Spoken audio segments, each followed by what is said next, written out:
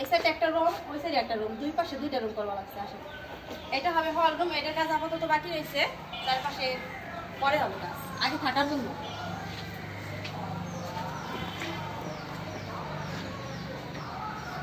এখানে হবে casing, toilet, গোসলখানা, এটা একটা থাকার জন্য বেডরুম, এই যে একটা বেডরুম, এই পাশে একটা বেডরুম। তো দুইটার কাজ আপাতত চলতেছে। ওটার জানালা দরজা সবই বাকি রয়েছে, ওটারও জানালা দরজা বাকি রয়েছে।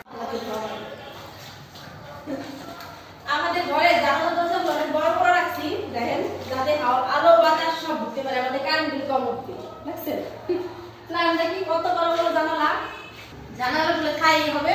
তো এই যে দেখতেছেন জানলাগুলি অনেক বড় রাখা হয়েছে, কারণ হয়েছে জানলা যদি বড় না থাকে ঘর অন্ধকার হয়ে যাবে, এর জন্য 4.5 ফিট বাই 5 ফিট জানলাগুলি রাখা হয়েছে। বিশাল বড় বড় জানলা। আমার অনেকে পাগল বলবো লাগছে, অনেক বড় জানলা নাকি রাখছি, তো আপনারাও জানাবেন আসলে কি বলে। বড় বড় হয়ে গেছে, তবে আমার একটা দিক ভাই দেখলাম যখন কাজ থাকবে না, আলো বাতাস ঢুকবে করে ভালোই হবে। 4.5 ফিট বাই 5 ফিট করে জানলা রাখছি। আসো ওই পানি ধরে পানি ফ্লোরটা করা শেষ করে ফেলাইছে আগেই। সাইজের কামটা বাকি আছে। এই যে হলো আমাদের নাজিমের রুম।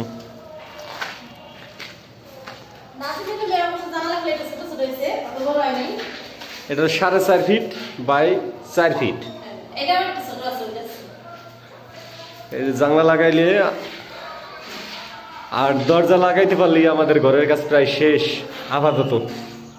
আপাতত দুই রুমে থাকা যাবে, জানালা দরজা লাগাইলেই কাজ বন্ধ আছে, ইনশাআল্লাহ চালু হয়ে যাবে। আর এই যে গাছ ভাঙাই রাখছি, গাছ কাটে রাখছি, এটা ভাঙাইতে হবে দরজা জানলা বানানোর জন্য, দরজা চৌকাট হবে আর জানলা হবে থাই।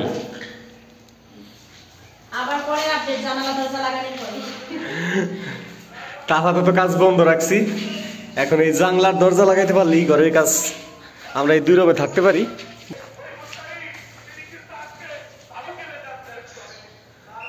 এই হলো আমাদের ঘর।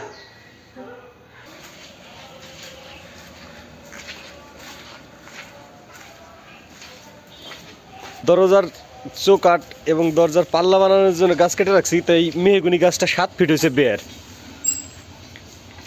8টা হয়েছে হলো আপনার সেও, এই একটা, ওই একটা, ওই একটা, ওই একটা, ওই একটা, আবার এই পাশে আছে 2টা, এই যে একটা, ওই যে একটা, আর ওই পাশে আছে 3টা, মোট হলো 11টা। একটা গাছ থেকে 11টা ছাউ বের হইছে, সুন্দর সুন্দর কাট হইছে, একবারে ভাঙাই আনলে ভালো দেখা যাবে।